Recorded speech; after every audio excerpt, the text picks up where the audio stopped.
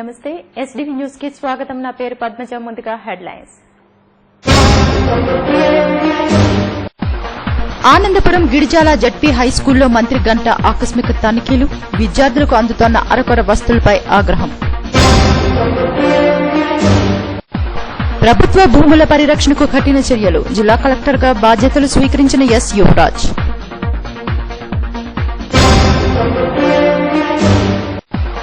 ఆందోళనతో దద్దరిల్లిన జిల్లా కలెక్టరేట్, సమస్యలు పరిష్కరించాలంటూ పలు సంఘాల ఏకరవు.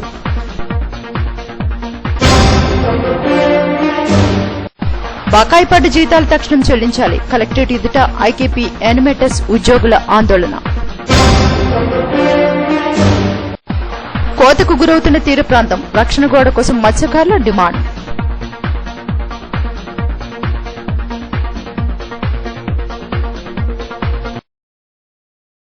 ప్రభుత్వ పాఠశాలలు ప్రక్షాళన దిశగా మంత్రి గంటా శ్రీనివాసరావు ముందుకు నడుస్తున్నారు. పాఠశాలల పనితీరు మెరుగుపరచడం కోసం ఆకస్మిక తనిఖీలు నిర్వహిస్తున్నారు. దీనిలో భాగంగానే తొలిసారిగా ఆనందపురం మండలం గిడిజాల జిల్లా పరిషత్ హైస్కూల్లో ఆకస్మిక తనిఖీలు నిర్వహించారు. పాఠశాల పరిసరాలతో పాటు తరగతి గదులను పరిశీలించారు. మధ్యాహ్న భోజన పథకం పనితీరును పర్యవేక్షించారు. విద్యార్థులకు అందుతోన్న అరకొర వస్తువులపై అసంతృప్తిని వ్యక్తం చేశారు. అధికారుల నిర్లక్ష్యంపై మండిపడ్డారు.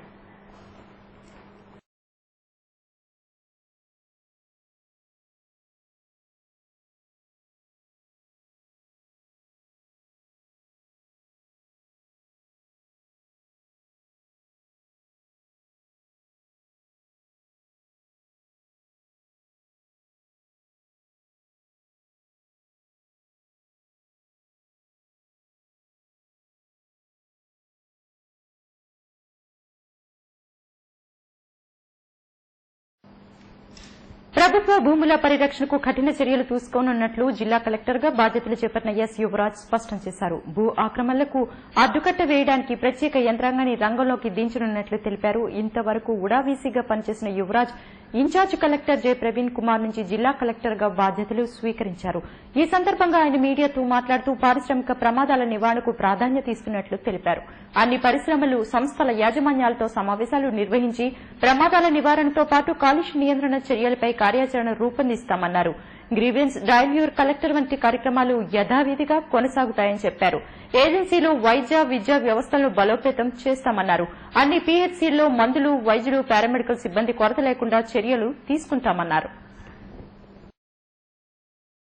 ప్రయారిటీస్ ఆర్ సిమిలర్ బికాస్ జిల్లాలో మనకు ఇంకే తెలుసు ఫ్యూచర్లో ఈ డివిజన్ తర్వాత crucial is to bring some investment.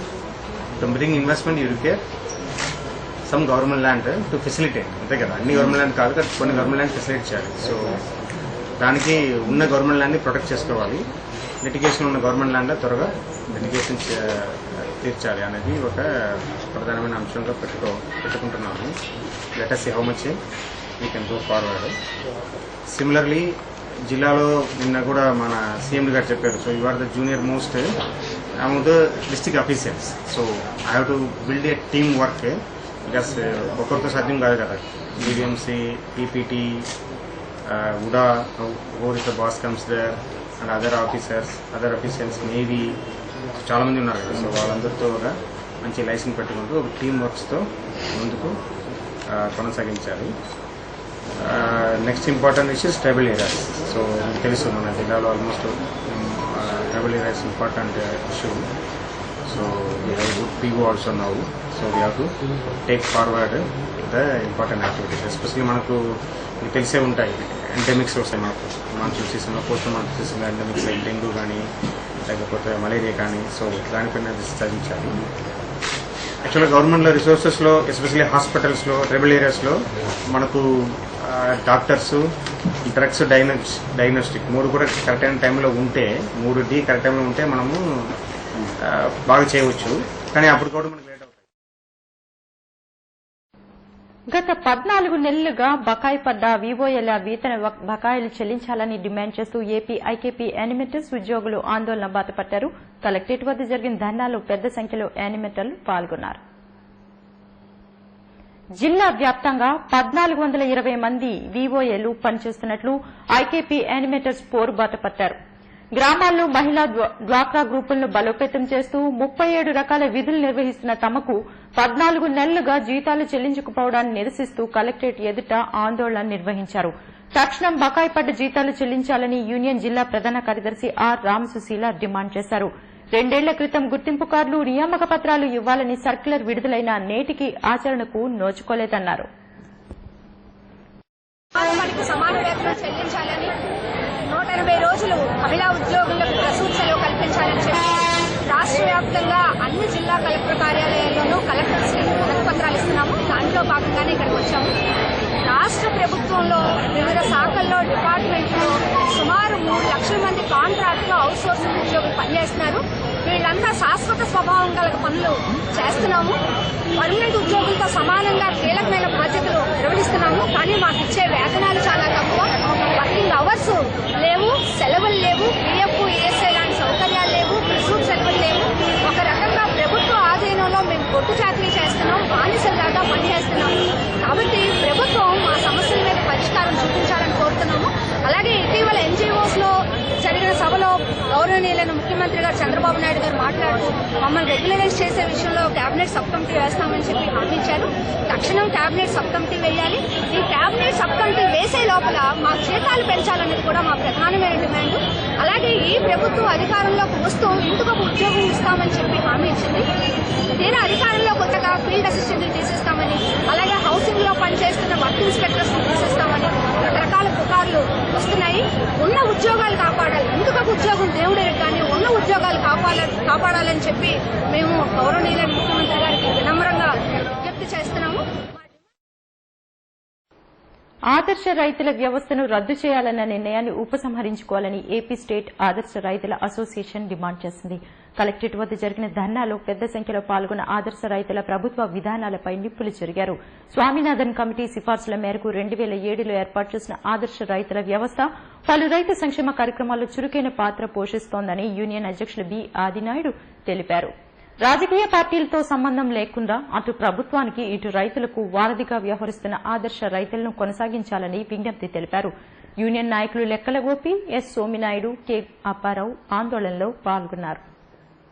ఇప్పుడు ఈ ప్రభుత్వం పక్షపాత ధోరణితో 29,000 మందిని ఈరోజు నిర్దాక్షిణ్యంగా తొలగించాలని నిర్ణయం తీసుకుంది. 29,000 కుటుంబాలు ఈ రోజు వీధులు పడతాయని మేము వీధులు పడతాయండి. అసలు జాబు కావాలంటే బాబు రావాలనే నినాదంతో పైకి వచ్చిన చంద్రబాబు నాయుడు గారు ఉన్న జాబు ఇవ్వకపోగా ఉన్న ఉద్యోగాల్ని ఇచ్చింది 1000 రూపాయలని మా గౌరవేతనం. ఈ 1000 రూపాయలు కూడా ఇవ్వలేకుండా మమ్మల్ని తొలగించాలని నిర్ణయం తీసుకోవడం మేము దీన్ని ఖండిస్తున్నామండి. కాబట్టి మేము మా ఆదర్శ రైతుల వ్యవస్థను కొనసాగించాలని, మాకు ఉద్యోగ భద్రత కల్పించి మాకు 6,900 రూపాయలు జీతం పెంచాలని ఈ ప్రభుత్వాన్ని మేము డిమాండ్ చేస్తున్నామండి.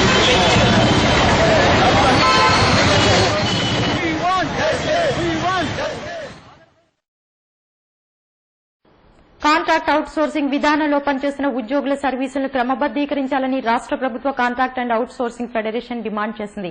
పనికి తగ్గ వేతనం, సెలవులతో పాటు చట్టపరమైన సదుపాయాలు కల్పించాలని ఆందోళనకారులు నినాదాలు చేశారు.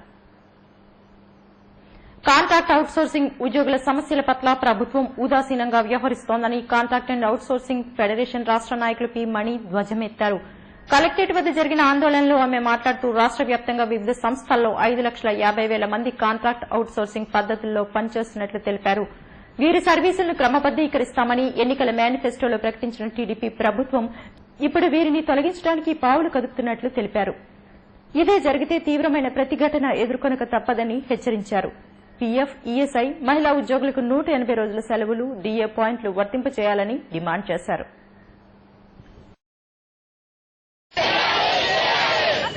2013 నుంచి మాకు పేరు పెట్టి వివోఏలో నియమించడం జరిగింది. మేము 2002 నుంచి కూడా గ్రామ స్థాయిలో డ్వాక్రా మహిళా సంఘాలని సాధికత చేస్తూ ఉంటాం. వాళ్ళని గ్రూపులు పెట్టడం, అలాగే బ్యాంక్ లింకేజ్లు, మిగతా ఇతర పనులు, ప్రభుత్వ పథకాలన్నీ కూడా మేము గ్రామ స్థాయిలో పనిచేయడం జరుగుతుంది. మాకు అప్పటి నుంచి ఇప్పటి వరకు వేతనాలంటూ లేవండి.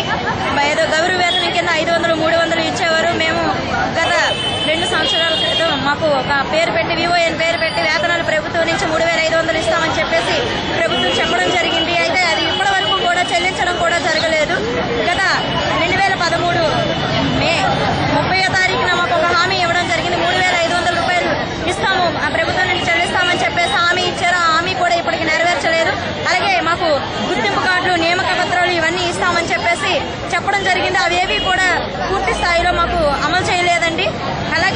ఇప్పుడు నిత్యావసర ధరలు చూస్తే విపరీతంగా పెరిగిపోయినాయి. మేము మొత్తం 37 రకాల పనులు చేస్తున్నామండి గ్రామ స్థాయిలో. మాకు ఎటువంటి జీతభత్యాలు లేకుండా మా చేత ప్రభుత్వం వెట్టి చాకరీ చేయించుకుంటుందండి. మా డిమాండ్స్ మాకు 14 నెలలుగా బకాయి ఉన్నాయండి. మా వేతనాలు బకాయి ఉంది. ఆ బకాయి వేతనాలు ఇవ్వాలి. అలాగే మొబైల్ బుక్ కీపింగ్ చేసినందుకు గాను మాకు 14 నెలలుగా వాటి తాలూకు అమౌంట్ 1500 రూపాయలు ఇస్తామన్నారు. అది కూడా బకాయి వేతనం కింద మిగిలిపోయింది సార్. అలాగే మాకు అభయ ఇన్సూరెన్స్ వర్తింపచేయాలంటే మేము యాక్సిడెంటల్ గా చనిపోతే లేదా నార్మల్ గా చనిపోతే మాకు ఇన్సూరెన్స్ వర్తింపచేయాలి. అలాగే మాకు జాబ్ చార్ట్ అనేది ఇవ్వాలి సార్. జాబ్ చార్ట్ ఏమి లేదు. ఏం చెప్పినా సరే చేయాల్సి వస్తుంది. రాత్రం పగలు కూడా చేస్తున్నాం. కె నగరపాలెం పంచాయతీ మంగమారిపేటలో తీరం భారీ కోతకు గురైంది. ఉవ్వెత్తున ఎగిసిన కెరటాల ఉధృతికి చెట్లు నేల కొరిగాయి. సముద్ర పోటు సమయంలో ఇళ్లలోకి సముద్ర నీరు చేరడంతో గ్రామస్తులు ఆందోళనకు గురయ్యారు.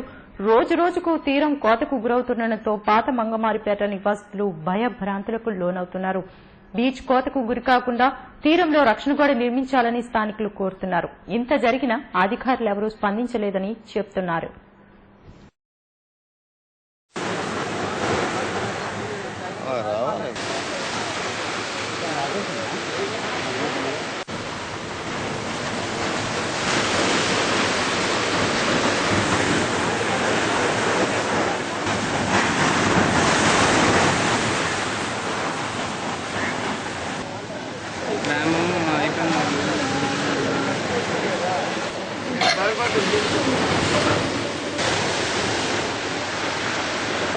రాక్లాగా మన రెస్టారెంట్ లాగా వేసినట్టు అలాగే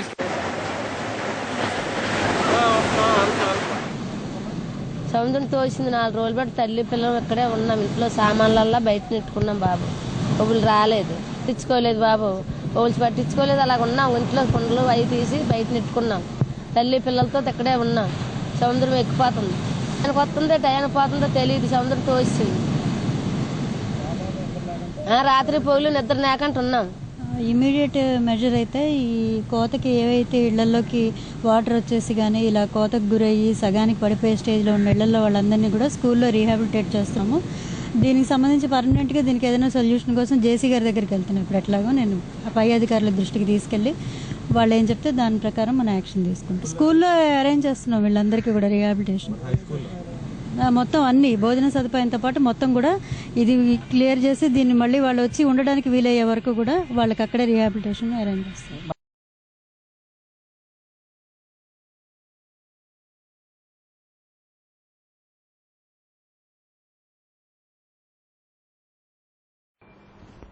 సమస్యల పరిష్కారం కోరుతూ Andhra Pradesh beverages corporation retail outlets లో పనిచేస్తున్న కాంట్రాక్టు ఉద్యోగులు పోరుబాటు పట్టారు. జిల్లా కార్యాలయం కలెక్టర్ కార్యాలయం వద్ద చేపట్టిన ఆందోళనలో కాంట్రాక్టు సిబ్బంది ప్రతినిధి రాము మాట్లాడుతూ జిల్లాలోని 9 అవుట్లెట్లు, జుత్తాడ, కంచరపాలెం డిపోకు చెందిన 3 అవుట్లెట్లలో కలిపి వందలాది మంది పనిచేస్తున్నట్లు తెలిపారు. సెలక్షన్ కమిటీ ద్వారా మెరిట్ లిస్టులో ఉద్యోగాలకు ఎంపికైన తమను ఉద్యోగాల నుంచి తొలగించడానికి కుట్ర జరుగుతున్నట్లు ఆరోపించారు. వెంటనే దీనికి స్వస్తి చెప్పి ఉద్యోగాల్లో కొనసాగించాలని కోరారు. లేని పక్షంలో పెద్ద ఎత్తున ఉద్యమిస్తామని హెచ్చరించారు. వితౌట్ ఇన్ఫర్మేషన్ లేకుండా సడన్ గా ఆ రోజు సాయంకాలం 3 గంటలకు ఫోన్ చేసి రేపటితో మీ ఉద్యోగం ఏర్పడుతుందని చెప్పేసి మమ్మల్ని ఇంటిమేట్ చేసి ఉన్న సరే మేము బ్యాక్ చెప్పారండి. దీనిపై మేము తీవ్ర స్థాయిలో ఆందోళన చేసామండి. వెళ్ళి అడిగా సరే కాంట్రాక్ట్ అయిపోయింది కాబట్టి మేము ఏం చేయాలని చెప్పేసి వాళ్ళు చెప్పారండి. దీనిపై మేము గత 4 రోజులు బట్టి మొత్తం రాష్ట్ర స్థాయిలో అందరినీ కలిసి సుమారు ఉద్యోగస్తులు సుమారు రాష్ట్ర స్థాయిలో 250 మంది ఉన్నారండి. విశాఖ జిల్లాలో 9 అవుట్లెట్ల నుంచి సుమారు 36 మంది ఇంట్లో పనిచేస్తారండి. వీళ్ళందరూ కూడా కుటుంబాలతో చేస్తారండి. ఈ ఉద్యోగాలు తీయడం వల్ల మేము పూర్తిగా రోడ్డు పడిపోయామండి. దీన్ని నమ్ముకొని మేము ఇప్పటిదాకా చాలా కుటుంబాలతో జీవనం సాగిస్తున్నామండి. అనుకోకుండా సడన్ గా ఇవ్వండి వార్త తెలియపత్రికి మేము కుటుంబ సభ్యులు రోడ్డు పడ్డామండి. మా డిమాండ్ ఏమి కాదండి. ఇప్పుడు కొత్తగా 3వ ఆప్షన్ అయినంటే మళ్ళీ అవుట్లెట్ ప్రారంభిస్తున్నారండి. ప్రారంభించినప్పుడు మమ్మల్ని బిజినెస్ ఇనియాటిని దృష్టిలో పెట్టుకుని మమ్మల్ని మాకు ప్రయారిటీ ముందు వాళ్ళని మేము కోరుతున్నామండి. దీనిపై ఆల్రెడీ ఎక్సైజ్ ని కలిసామండి. తర్వాత కమిషనర్ గారిని అర్హులైన వారందరికీ సక్రమంగా పెన్షన్లు మంజూరు చేయాలని సీపీఎం డిమాండ్ చేసింది. గోపాలపట్నం పార్టీ కార్యాలయంలో ఏర్పాటు చేసిన మీడియా సమావేశంలో సీపీఎం నాయకులు అప్పలనాయుడు మాట్లాడుతూ వృద్ధులకు, వికలాంగులకు, వితంతువులకు పెన్షన్లు సక్రమంగా అందడం లేదన్నారు. పెన్షన్ ఏ తేదీల్లో ఇస్తారో తెలియక వారు ఆఫీసుల చుట్టూ ప్రదక్షిణాలు చేస్తున్నారని చెప్పారు. పెన్షన్ల నిర్వహణను జీవీఎంసీ అధికారులు ప్రైవేట్ ఏజెన్సీలకు అప్పగించడంతో ఇటువంటి దుస్థితి ఏర్పడిందన్నారు. అధికారులు స్పందించి నెలలా సక్రమంగా పెన్షన్లు మంజూరు చేసేలా చర్యలు తీసుకోవాలని కోరారు. అయినా ఇంతవరకు కూడా పెన్షన్లు ఎప్పుడు ఇస్తారో ఎక్కడిస్తారో కూడా తెలియనటువంటి అగమ్య గోచరమైనటువంటి పరిస్థితుల్లో వృద్ధులు, వికలాంగులు, వితంతువులు రోజు ఆఫీసు చుట్టూ ప్రదక్షిణలు చేస్తా ఉన్నారు. పెన్షన్లు ఏ తేదీని ఇస్తారో జీవీఎంసీ అధికారులు ప్రకటించాలని సిపిఎం పార్టీగా మేము డిమాండ్ చేస్తున్నాం. ఎందుకనంటే వృద్ధులు, వికలాంగులు, వితంతువులు వాళ్ళు ఆఫీసుల చుట్టూ తిరగకుండా ఏదో ఒక తేదీని ఇస్తామని ప్రకటిస్తే అదే రోజు ఆఫీస్కి వెళ్లి ఆ పెన్షన్లు తీసుకోవడానికి వీలవుతుంది. అంతేకాదు గత 4-5 నెలలుగా జీవీఎంసీ వారు పెన్షన్ల పంపిణీ విధానాన్ని మణిపాల్ ఏజెన్సీకి అప్పచెప్పారు. మణిపాల్ ఏజెన్సీకి అప్పచెప్పినప్పటి నుంచి కూడా పెన్షన్దారులు చాలా ఇబ్బందులు పడుతూ ఉన్నారు.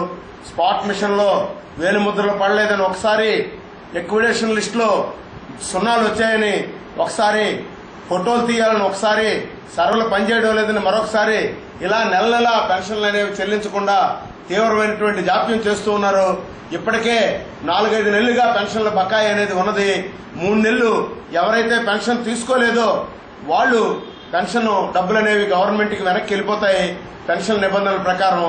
కానీ ఈ పెన్షన్ ఇచ్చేవాళ్లు చేసినటువంటి తప్పులకి ప్రతి నెల పెన్షన్ కోసం వచ్చేటటువంటి వృద్ధుల్ని, వితంతువుల్ని, వికలాంగుల్ని బాధ్యుల్ని చేయడం, వాళ్లకు నష్టం కలిగించడం భావ్యం కాదు. జీవీఎంసీ అధికారులు, జీవీఎంసీ కమిషనర్ గారు వెంటనే జోక్యం చేసుకుని ఈ పెన్షన్లు చెల్లింపుల్లో జరుగుతున్నటువంటి జీవీఎంసీ 66వ వార్డు కొత్తపాలెంలో అక్షయ ఫౌండేషన్ ఆధ్వర్యంలో మెగా ఐ క్యాంప్ నిర్వహించారు. పశ్చిమ ఎమ్మెల్యే గణబాబు శిబిరాన్ని ప్రారంభించారు. రోటరీ ఐ బ్యాంక్ వైద్యులు కంటి పరీక్షలు నిర్వహించారు. పేదల కోసం క్యాంపును నిర్వహించిన అక్షయ ఫౌండేషన్ ప్రతినిధులను ఎమ్మెల్యే అభినందించారు.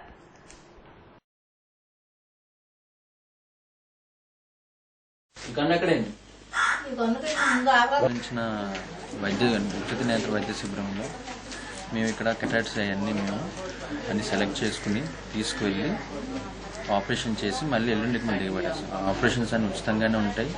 దేనికి డబ్బులు తీసుకుని మందులు కూడా ఫ్రీగానే ఇస్తాం. దాని అవసరం అయితే కానీ వాళ్ళు కొనుక్కోవాలి, కానీ మందులు ఆపరేషన్ సంబంధించిన అని ఇస్తాం.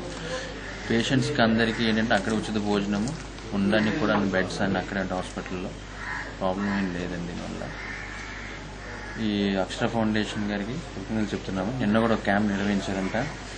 సో క్యాంప్ నిర్వహించినందుకు కృతజ్ఞతలు తెలియజేసుకుంటాం. రోటరీ ఫౌండేషన్ స్టాఫ్ తరఫు నుంచి డాక్టర్ దిలీప్ నాయక్ స్థాపించినాక అనేకమైనటువంటి వైద్య శిబిరాలు, అవేర్నెస్ ప్రోగ్రామ్స్, అలాగే నరవలో ఒక అనాథాశ్రమాన్ని కూడా నెలకొల్పడం జరిగింది. ఈ భాగంలో మాకు ఈ రోటరీ క్లబ్ వాళ్ళు, ఈ రోటరీ నేత్ర వాళ్ళు ఏంటంటే కలిసి మనం అనేకమైనటువంటి చోట్ల ప్రోగ్రామ్స్ పెడదామంటే ఇటువంటి వైద్య శిబిరాలను పెట్టి నేను నరవలో పెట్టాము, ఈరోజు ఎక్కడ పెట్టాము అక్కడ కూడా. మధురవాడలో జరుగుతున్న 23వ రాష్ట్ర స్థాయి సబ్ జూనియర్ బాక్సింగ్ పోటీలు ముగిశాయి. 13 జిల్లాల నుంచి 270 మంది క్రీడాకారులు పాల్గొన్న ఈ పోటీల్లో విశాఖ బాక్సర్లు సత్తా చాచి ప్రథమ స్థానాన్ని కైవసం చేసుకోగా చిత్తూరు జిల్లా 2వ స్థానాన్ని దక్కించుకుంది. ముగింపు కార్యక్రమానికి మధురవాడ ఏసీపీ రంగరాజు ముఖ్య అతిథిగా హాజరై విజేతలకు బహుమతులు అందజేశారు. బాక్సింగ్ క్రీడ వలన ఆత్మరక్షణతో పాటు శారీరక సామర్థ్యం పెరుగుతుందన్నారు.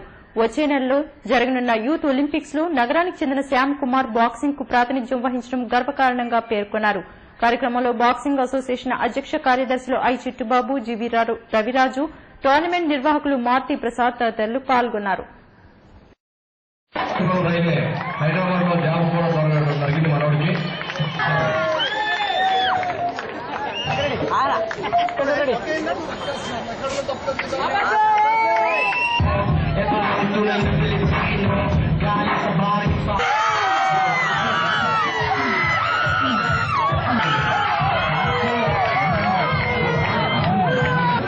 మధురవాడలో ఈ రకంగా ఈ బాక్సింగ్ కండక్ట్ చేయడం వలన చాలా మంది ఆకర్షితులు అవుతారు.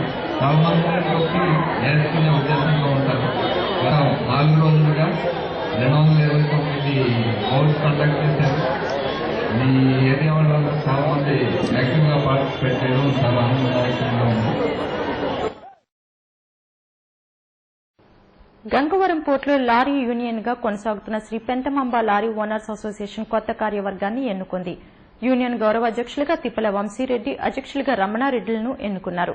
గౌరవ అధ్యక్షులు తిప్పల వంశీరెడ్డి మాట్లాడుతూ లారీ ఓనర్స్ అందరూ ఐక్యంగా ఉండి అసోసియేషన్ లాభాల బాటలో నడిపించాలని అన్నారు.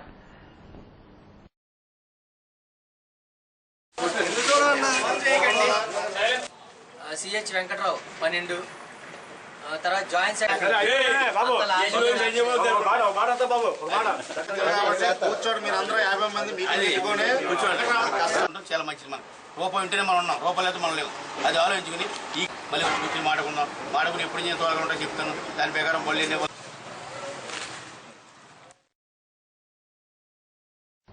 ఇప్పుడు రిలయన్స్ ఫౌండేషన్ వారి వాతావరణ సూచన. సాయంత్రం 27 నుండి 30 కిలోమీటర్లు, రాత్రి 33 నుండి 35 కిలోమీటర్లు ఉండవచ్చును. గాలి దిశ ఉదయం సాయంత్రం రాత్రి ఈశాన్య దిశగా ఉండవచ్చును. అలల ఎత్తు ఉదయం సాయంత్రం రాత్రి 5 నుండి 6 అడుగులు ఉండవచ్చును. ఆకాశం ఉదయం సాయంత్రం రాత్రి మేఘావృతమై ఉండవచ్చును. మత్స్యకారులకు ఇన్కాయిస్ మరియు రిలయన్స్ ఫౌండేషన్ వారి సమాచారం. రాగల 48 గంటలలో తీర ప్రాంతంలో అలల ఎత్తు అధికంగా ఉండే అవకాశం ఉంది. కావున మత్స్యకారులు జాగ్రత్త వహించవలసిందిగా కోరడమైనది. విశాఖ జిల్లా రైతులకు జిల్లా పశుసంవర్ధక శాఖ మరియు రిలయన్స్ ఫౌండేషన్ వారి సమాచారం. పశుపోషకులను ఆర్థికంగా ఎక్కువగా ఇబ్బందులకు గురిచేసే ఆరోగ్య సమస్యలలో ముఖ్యమైనది పొదుగువాపు వ్యాధి. ఇది పోషక లోపం వల్ల, వాతావరణ మార్పుల వల్ల సంక్రమిస్తుంది. వ్యాధి సోకిన పశువుల పాలలో రక్తపు జీరలు ఉండి పొదుగు భాగం గట్టిపడి లావుగా ఉంటుంది. దీని నివారణకు పశువులను వీలైనంత పొడిగా ఉంచాలి. పాలు పితికే ముందు పొదుగును గోరువెచ్చని నీటితో కడిగి శుభ్రంగా తుడవాలి. పితికేవారి చేతులకు గోళ్లు లేకుండా జాగ్రత్త పడాలి. పాలు పితకడమయ్యాక పొదుగును యాంటీసెప్టిక్ ద్రావణంలో ఉంచాలి. పొదుగులో పాలు మిగలకుండా పూర్తిగా పిండాలి. ఈ సమాచారమైన రైతులకు రిలయన్స్ ఫౌండేషన్ వారి ధన్యవాదములు. ఇప్పుడు హెడ్లైన్స్ మరోసారి. ఆనందపురం గిడిజాల జడ్పీ హైస్కూల్లో మంత్రి గంట ఆకస్మిక తనిఖీలు, విద్యార్థులకు అందుతోన్న అరకొర వస్తువులపై ఆగ్రహం. ప్రభుత్వ భూముల పరిరక్షణకు కఠిన చర్యలు, జిల్లా కలెక్టర్గా బాధ్యతలు స్వీకరించిన ఎస్ యువరాజ్.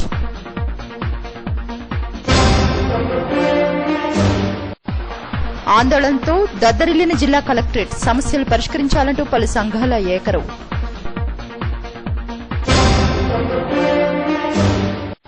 బకాయి పడ్డ జీతాలు తక్షణం చెల్లించాలి, కలెక్టరేట్ ఎదుట ఐకేపీ యానిమేటర్స్ ఉద్యోగుల ఆందోళన. కోతకు గురవుతున్న తీర ప్రాంతం, రక్షణ గోడ కోసం మత్స్యకారుల డిమాండ్.